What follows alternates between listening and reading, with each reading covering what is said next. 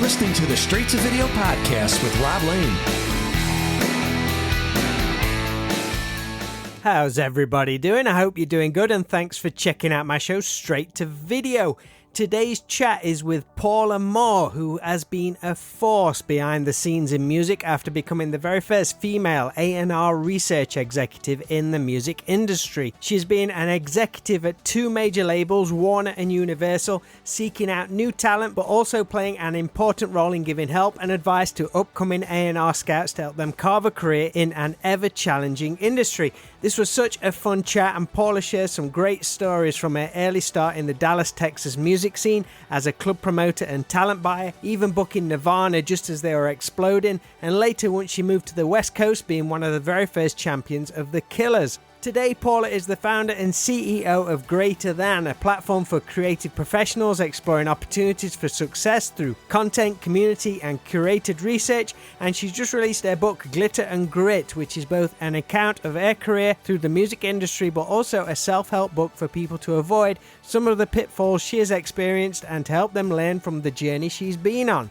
Just before we dive into this chat, I want to shout out to the mighty Dead Skull Coffee. I love this stuff and I really need to restock because I'm all out of their rock and roll coffee. For you out there, if you want to grab some, then head on over to deadskullcoffee.co.uk, and if you add the discount code STV on checkout, you will get 15% off your order. The new book, Glitter and Grit, Be Greater as a Creative, is available now on Amazon. But for a head start on our amazing and groundbreaking journey, sit back and enjoy my straight-to-video chat with Paula Moore.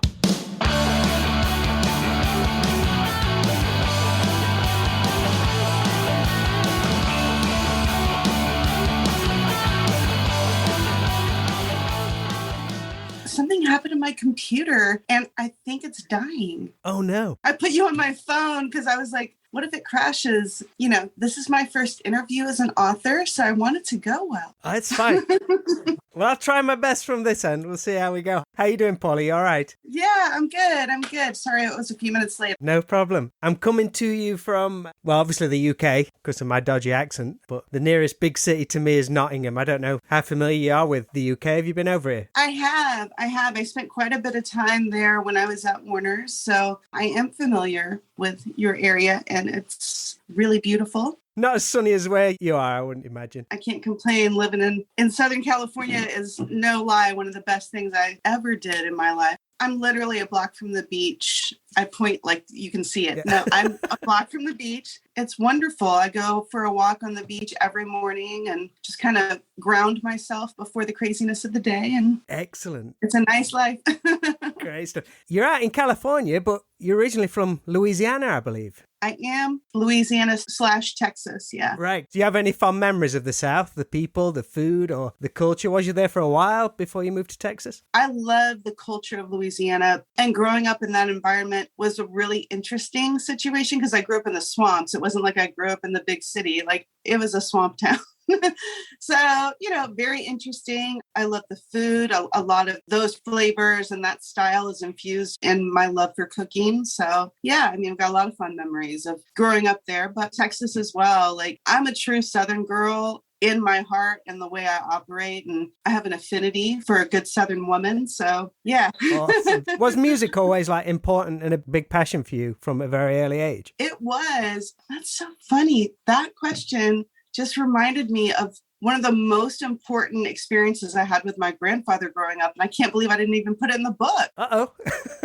Man. That's for the re-edit where you add the extra chapters in. So we lived in, like I said, rural Louisiana, and my grandparents, my mother's parents, lived in Houston, Texas, and she was very close with her family. So we literally drove from Louisiana to Houston every weekend, practically. How many hours is that? I don't remember exactly, but I think it was somewhere between 4 and 6 hours each way. And you're like, again? We didn't have anyone in Louisiana. It was just us because we were there for my father's job, and she didn't want to be away from her family. So that was the deal. We had to be on the road a lot, especially with her business too. So we would go every weekend. And my grandfather, I've always been an early bird. So my grandfather would get up and he'd be like, let's go to the donut shop and then we'll go to Don's Records. And he would buy me a 45 every weekend.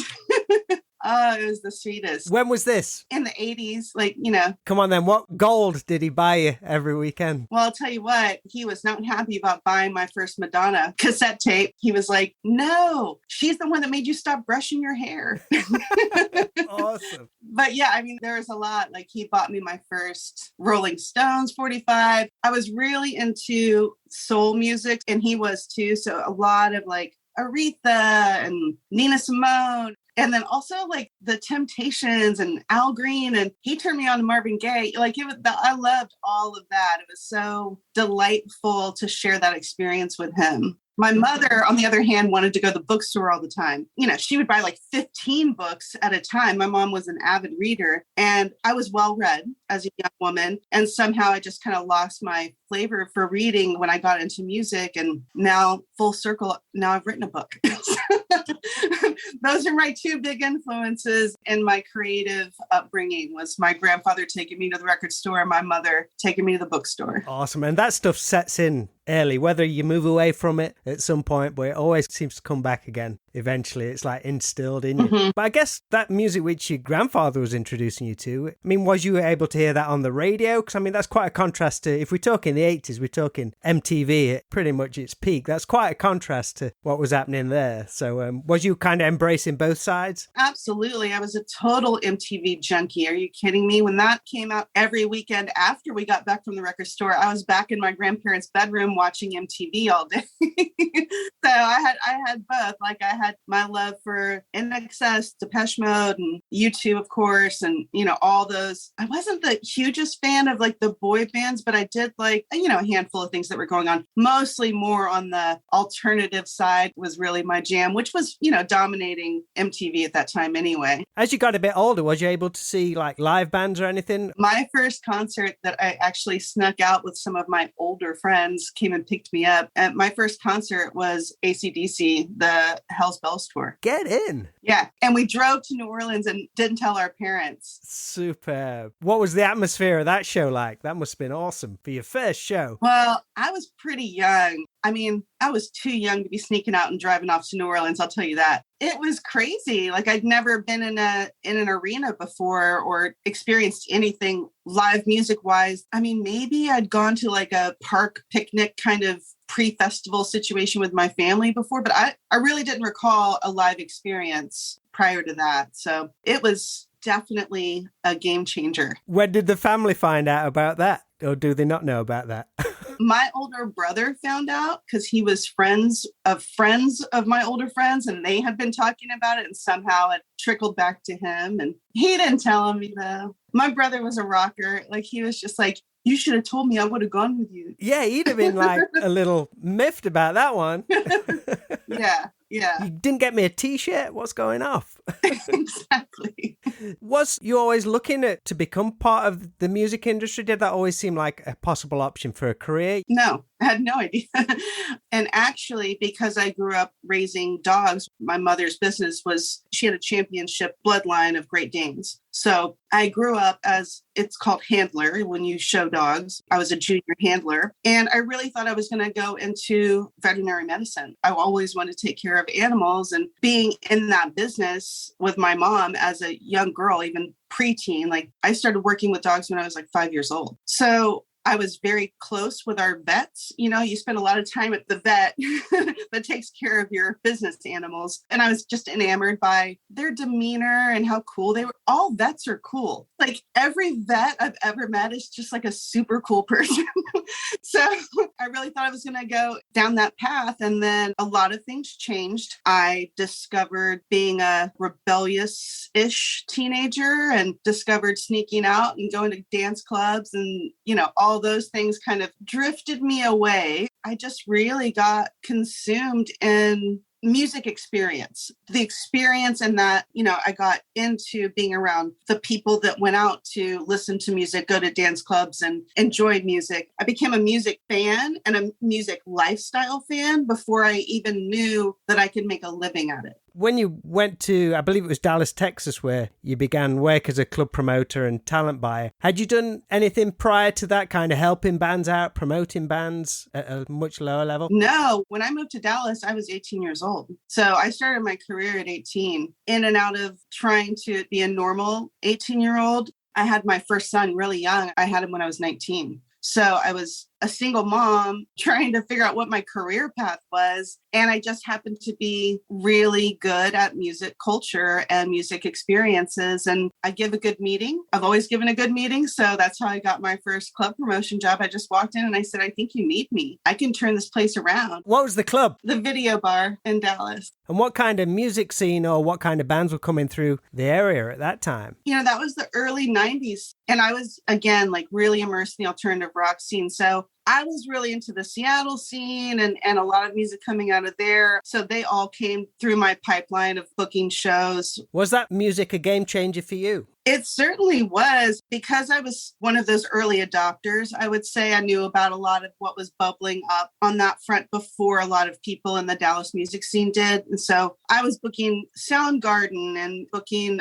all kinds of cool bands all the way up to Nirvana before Smells Like Teen Spirit hit the radio in Dallas. I had booked that show with a bigger promoter that, you know, had run it through me first. Obviously, I was really tight with the bigger promoters that got those shows. And Mark Lee, who was the promoter in Dallas at that time, he was like, hey, do you want this show? Some band called Nirvana. And I was like, yes, I do. Yes, I do, please. Just playing it cool. Yeah. And he was like, well, I knew I should call you first. And it's a pretty good deal of a show. And then the song blew up. Before the gig? Yeah. And the club I was working at, which was Trees, that's the other big alternative rock live music venue, had just changed ownership. And the brothers that bought it, and they had a third partner too. So the three young men that bought it, they had other clubs in the area. They were more like college music type of places. So they didn't know about this band either. And they tried to make me cancel the show because they thought it was too expensive. You know, they were trying to turn their club around. They saw it as a risk. Yeah. And I was like, no, please,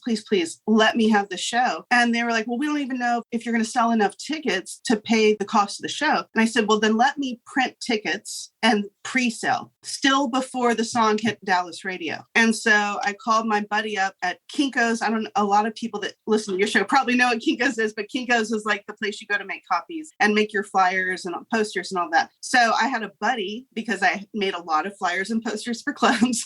I had a buddy there and I called him. I said, hey, I need to print tickets. This was before you could like Ticketmaster it. We had to like make our own tickets for shows. So I was like, I need to print tickets that people can't duplicate. And he said, oh, we have this ream of vellum, which is like almost like a plastic paper. He was like, we have this ream of vellum. I'll just print tickets and give it to you. So he printed them for free because they couldn't use this vellum that they had. And they were really cool little like, you know, plastic tickets. And I put up an ad in the paper that we were putting the show on sale. And they were going to go on sale on like whatever, Saturday morning. And Tuesday or Wednesday of that week is when the song started playing on the Dallas rock station. So by Saturday, and look, I wasn't listening to the radio all the time. I was working. So I really didn't know that it was like on rotation every third song. It was, and I went to the club by myself that Saturday morning. And there was a line that was like 4 blocks long. Wow. And I was like, oh no, because I was by myself. And, you know, I was a young rocker chick. So I had my little CD player and put it in the speakers and was playing the record when people came in to buy their tickets. And I had to call my bosses. I had to call the doorman and ask them to come in and at least take the money from me because it was so much. I was just one girl sitting there with so much cash. It sold out in like an hour or something. As fast as I could sell the tickets, I sold the venue out. So finally someone showed up and it was one of the brothers and the doorman. And I said, well, I guess we're not canceling this show. It's sold out. It was one of the most fun experiences, but frightening. And even show day was frightening. And I think you can still see these videos online, but that was the time when Kurt, he hit our stagehand in the head with his guitar. And our stagehand was 6'4", like total metal dude. And lovely to me. He was always, you know, good to me, but he did not like that. And so I literally had to save the band from the stagehand going after them which was crazy. I guess there'd not been any more concert experiences like that whilst you were in Dallas. That must have been the height of it, right? Yeah, that was the most memorable of all the things that could go wrong and go well shows. What did you learn from that experience? Did you learn to trust in your vision? Like, did that give you confidence on future things to say, look, I believe in this? Yeah, it also put me on the radar of a lot of industry folks when the story started circulating that I had basically made sure the band was safe, got Kurt out of the building, and had sold out the show single-handed, like all those things that I did. People started paying attention to what I was doing. Like, I think out of sheer curiosity, like, who's this little girl in Dallas, Texas that just did that? So I did start getting calls from labels and building relationships with A&R people soon after that show. How long were you down in Dallas for? Did you start A&R work down there? Yeah, I started scouting for labels in 93 or 4. And then I worked for one major label for a little bit of time. And then I got recruited by a Universal label and worked for them for a couple of years as a scout that scouted in the Southwest territory. How was it for you to make that step away from clubs and promoting and into the record industry itself? How did things change for you? Luckily, I ran a little indie label for a short period of time that helped me understand I really needed to see the difference between the live music business and the recorded music business. So that was helpful, but it was just a bunch of people that had never run a record label before trying to figure it out. So it wasn't that great. It wasn't that helpful to me when I moved into working for majors, but it wet my feet that there's some business that has to happen. It's not all just going to shows. So when I started working for majors, unfortunately for scouts, especially at the time being a scout in Texas, scouts aren't on the forefront of everyone's mind at the major labels, right? They need scouts, they want scouts, but it's not like they're giving you a whole bunch of time and definitely not training you how to do the job for them. So that was challenging. I mean, the boss that I worked for first hired me and then a few months later had a huge global hit. So I was not really on his radar, even though he really liked me as a scout. He was busy. And then when I got recruited over to Universal, those were a couple of really great years as a scout, but still no direction, no training. I had to figure it out myself. And I had to figure out how to be valuable all the way in Texas to the LA and New York offices. That's a hard thing to do no matter what back then and now too. It's just hard. How was you communicating with them? Because I mean, this is like way before internet exploded and stuff like that. Was you just on like conference calls? God, no, they wouldn't give me that kind of time. I was basically creating mixtapes, eventually on a CD, and then writing out reports and FedExing them to the office, which was quite costly, obviously, for them to have me do it that way. But that was the only way we could do it. So I would make a CD for every single executive, have an accompanying paper report that outlined all the things that were going on with each artist that was on my CD compilation. And then I would just wait for them to respond. If they liked anything, I would get a call here or there from one of the executives. But if they aren't really feeling it, or if they didn't have the time to listen to it even, I mean, who knows? Like, I don't know how many of my reports didn't even get any attention. But I think after a while, once I proved myself to be of merit of their time, then they all listened to my reports. But it took a while for that. And then no one would call if they weren't interested in anything. So it'd just be crickets for months before I would hear from them. And I was always worried, am I doing a bad job? Am I doing a good job? I guess you'd not been given any kind of blueprint. No.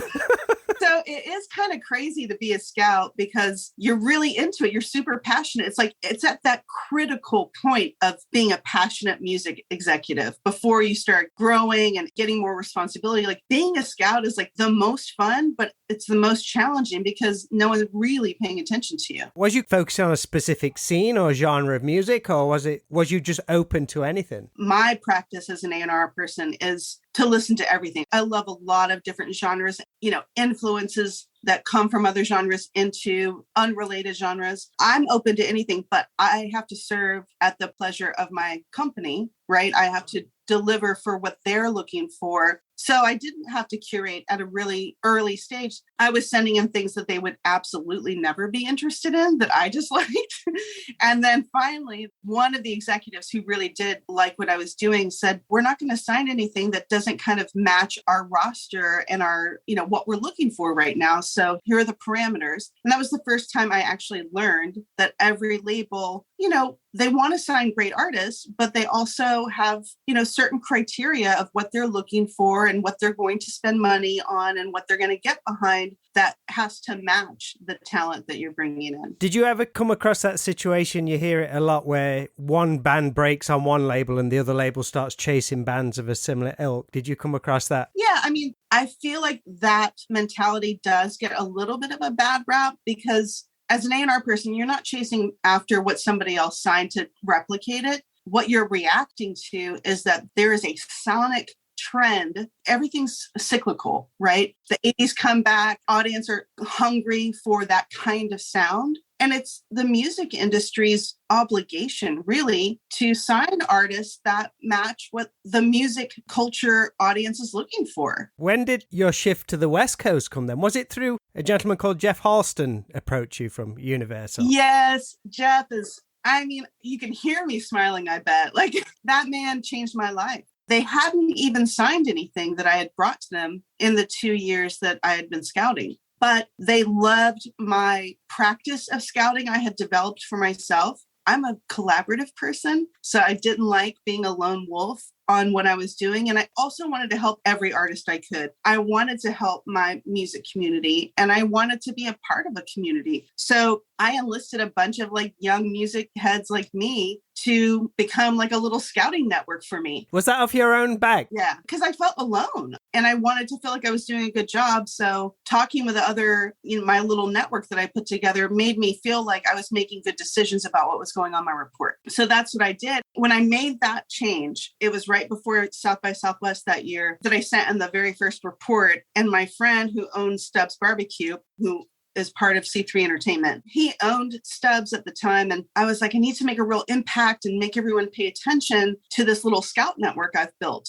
because I think what I'm doing is really cool and they're going to think it's all coming from me. And I don't want them to think that. So I was sending in 3 different colored reports. Basically, I'd changed my model of reporting too. I had a red paper report that was like the hot artists. And then I had a blue, and I think the other one was yellow. So kind of hot, and then ones to watch. And then the third one was like, these are the next ones coming up. And so it was a collection of 3 different reports, 3 different colors, 3 different heat levels, if you will. So Charles was like, I'll send the 3 different heat levels of Stubbs barbecue sauce, because everyone was going to South by in the next couple of weeks, with your reports, and then they'll pay attention. And he was right. It was a game changer. And that's when Jeff Carlson really started paying attention, I think, is when I sent, here's the new version of scouting for you guys that I just created, and enjoy your 3 levels of heat in music and barbecue sauce. Do you think it's possible to do anything like that, to catch people's attention in that way anymore? I absolutely do. And, I subscribe to the theory of I want people to know that I think they're important before they know I'm important. So I want to know how to impress upon someone that I'm paying attention to who they are. I do that kind of gifting all the time, actually, to people that have supported me, or I did a good business deal with, or I just want to know that I admire them and like to work with them. So I figure out what's going to make an impact, not something of my choice, like the barbecue sauce. That was kitschy, but now I do it in a really meaningful way. I'll figure out what I think someone will appreciate based on who they are and gift them for no reason, just because. I guess that with you saying you put that network together of people, that's something that's rippled through your career ever since. It has been a cornerstone of my career. I can't tell you how many different scouts at different labels that, had the same growing pains that I did, not having any real direction or, training. And when I did get that call from Universal that they created a position for me and were going to move me to California, that was my dream. And I never thought I was going to get that dream. So when I did, I said, you know what? I'm going to build that dream for every other aspiring scout like me that doesn't live in LA or New York, to have an opportunity to show what they've got. And I'm going to train them so they can have a real opportunity. So that's what I did. I moved here, and within a few months, I had created my first, well, it was called intranet,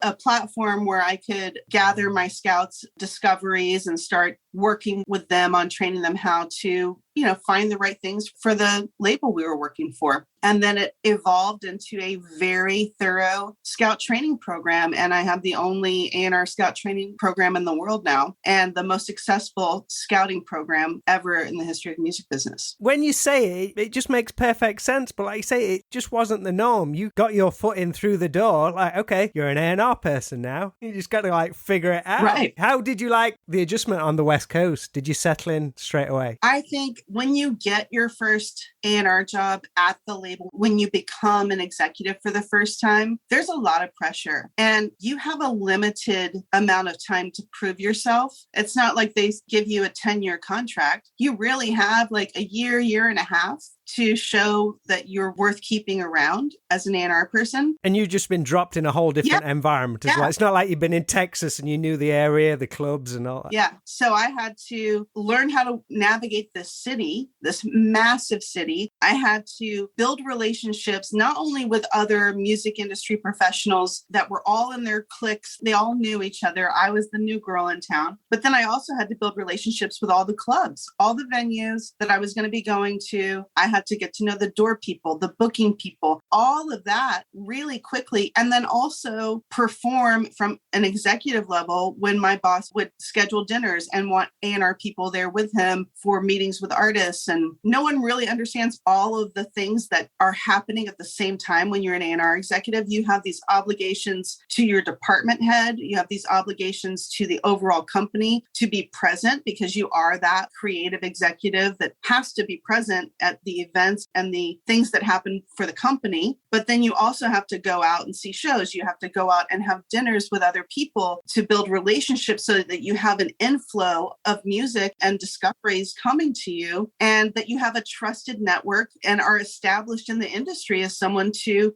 send artists to. It's a lot of pressure and it's a lot of work. That should be like a long-term thing. That's something that should develop over 3 or 4 years and come back after so long. I remember working with this person 18 months ago. Oh shit, they've gone now because they've not had that chance to stay there that long. But you have to figure it out so fast. Crazy. But one of your successes, whilst at Warner Music, I believe, was one of your team of scouts brought attention to the Killers in 2003. Obviously, at a time before social media was so prominent in the industry, do you recall the circumstances behind that happening and what it was that brought them to your team's attention back then? Oh, absolutely, I do, because it was critical training that my scout was able to find them. Part of my training methodology was to keep scouts thinking grassroots, even as they were beginning to be able to use technology more. So I still balance my training today on grassroots initiatives, grassroots scouting efforts balanced with the use of technology, because we're in a volume frontier, right? So there's so many artists across every platform. The haystack's bigger than it ever has been, right? So finding that needle in the haystack is very challenging.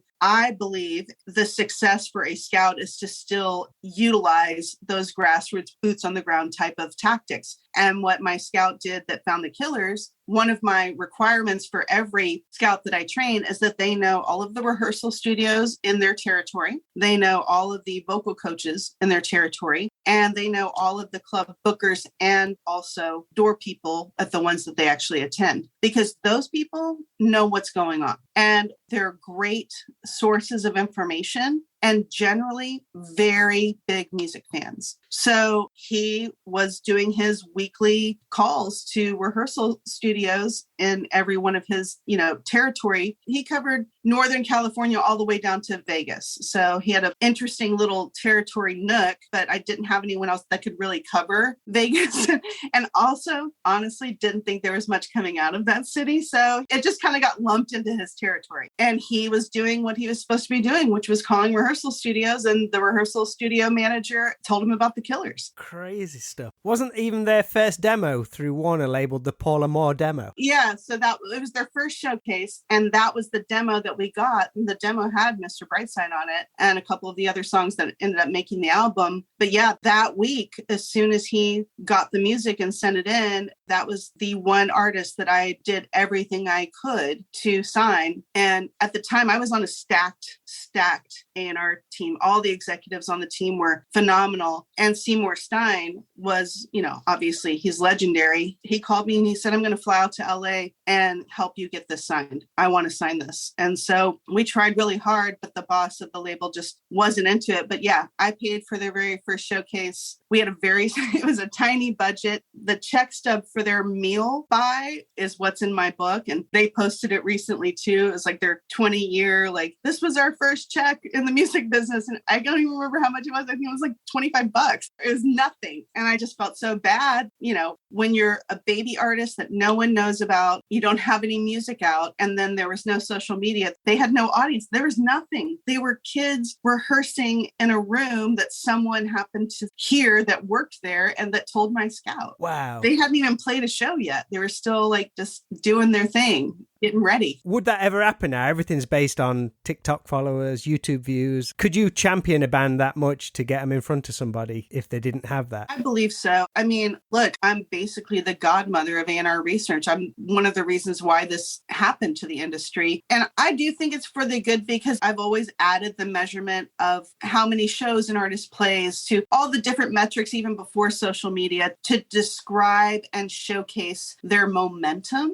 So, I think the social media just amplifies that or exposes it. But I do think you can still take a developing artist. And if the decision maker believes in your skill as an A&R executive enough, they're going to pay attention. And, look, it still happens, like development deals, small signings. We're back in the singles game. So a lot of artists can get like a little singles deal and see how it goes. But at the end of the day, even if they don't have that early adopter audience traction that exposes them enough for a label to come and sign them, and someone does sign them before they have that, they still have to go do it. I mean, I can bring an artist in that has nothing going on and get a development deal with one of my label partners. But the next step is, are you going to get them to be active on social media? Are they going to start marketing themselves? Because artists today, unfortunately, have multiple jobs again. And that other job is to be their own marketer or to hire someone to market them. Yeah, I think it's something you said before, but A&R now, it's not necessarily getting an artist a deal. The record deal perhaps isn't the end all and be all. It's also you could get them to work with brands and all that kind of thing. That's another option as well. Is that something that's changed fairly recently, do you think? Because it always used to be chasing the record deal, but now there's other options, I guess. Yeah, I mean, I think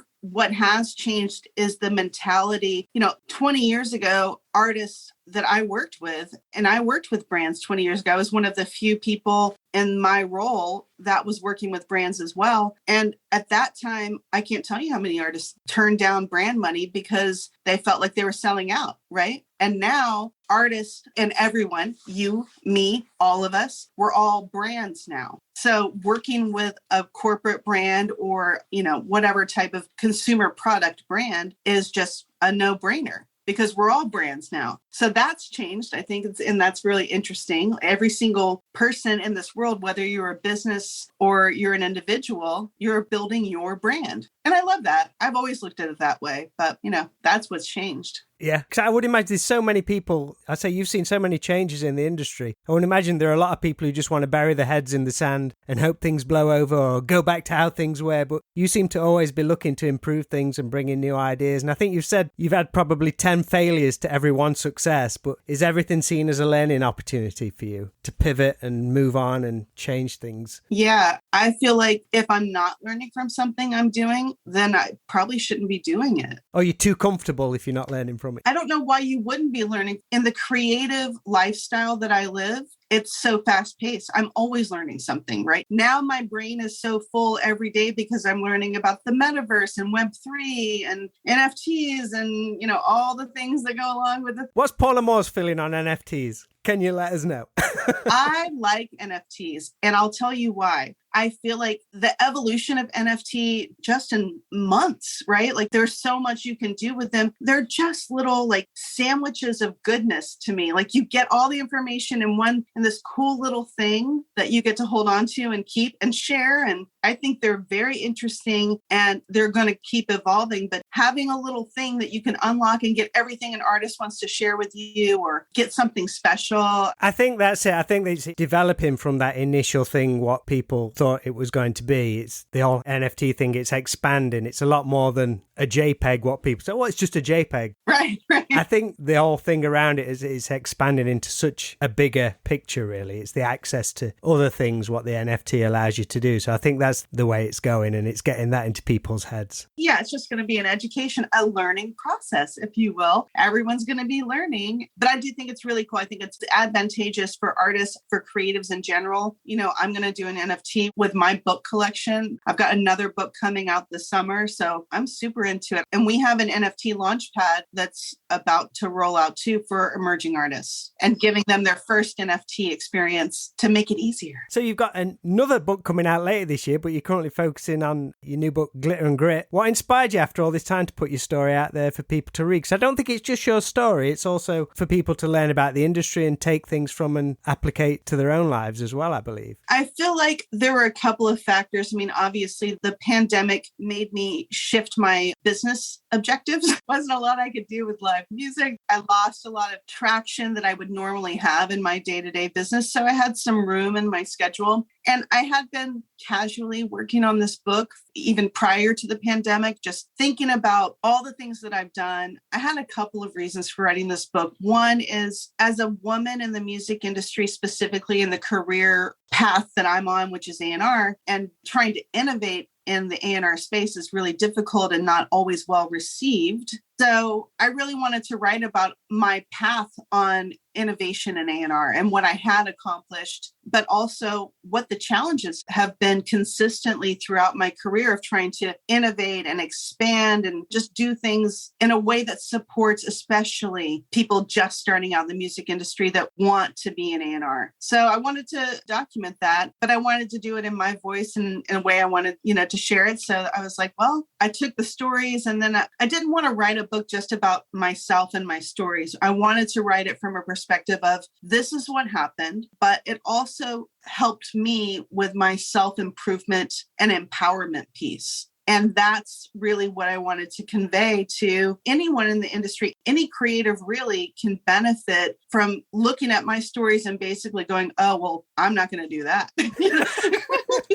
Yeah, if you take nothing away, don't do that. And not that I'm qualified to give anyone advice, but I learned that I didn't protect my creative house. And that's something that was a really hard lesson to learn. I was so focused on achieving and growing and delivering that I didn't protect the things that I needed to protect. And thankfully, I had an amazing attorney that protected my intellectual property for me, but I didn't protect anything else as far as the wholeness of my creative house. So when I started building this business, my 8th startup that I'm on now, I really felt depleted and a shift in how I thought about myself, how I felt about myself. So I wanted to write those pieces into like what I learned as I looked inward for self-empowerment to launch yet another company, and this time funding it by myself, not taking any outside investors. This is the company Greater Than. Yeah.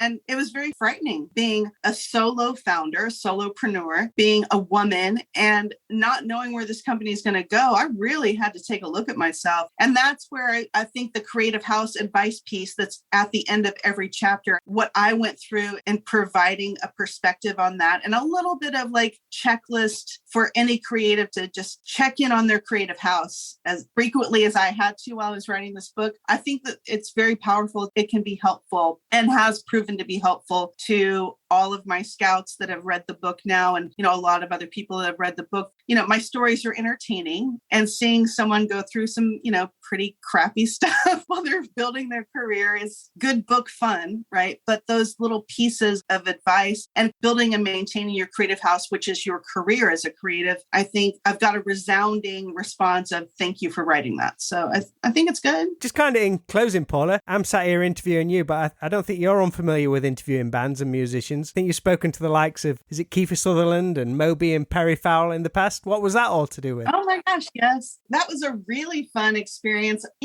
and I don't like to brag or self-promote. Go for it. But I will say this. When I spent time, especially with Kiefer Sutherland, and it was his stepson who worked at the same company at the time that we were doing all of these cool little interviews. So he set it up, and Kiefer did come over to me after the interview, and he was like, that was one of the best interviews I've ever had. So, that was real cool.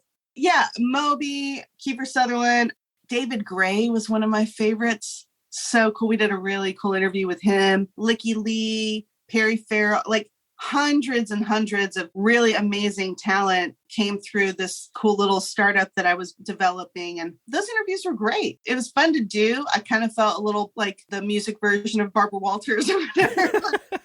Is anybody you'd like to sit down and interview and pick the brains of? Wow. Don't stump me. My gosh. I don't know. That was a good one. Look what you did there.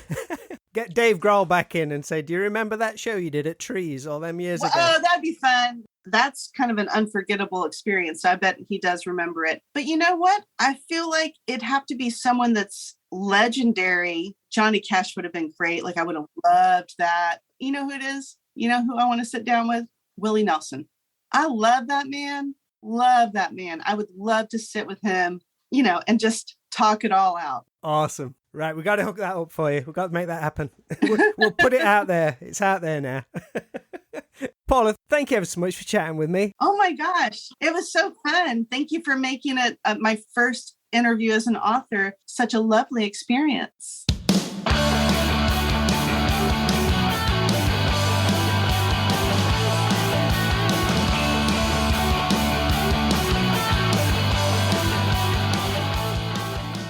Thanks so much to Paula Moore for a really fun and interesting talk. And if you want to check out her new book, Glitter and Grit, Be Greater as a Creative, it is available now on Amazon. You can also reach out to Paula on Instagram at Paula Moore Ventures. And if you enjoyed this chat, there are over 180 more available to listen to over at stvpod.com or wherever you listen to podcasts. But be sure to like, follow and subscribe so you don't miss a single show when they drop on Tuesdays and Fridays. That is all for today's show. Hope you've enjoyed this episode as we cruise towards episode 200 and some surprises in store. So once again, hope you're doing good and I look forward to chatting again soon.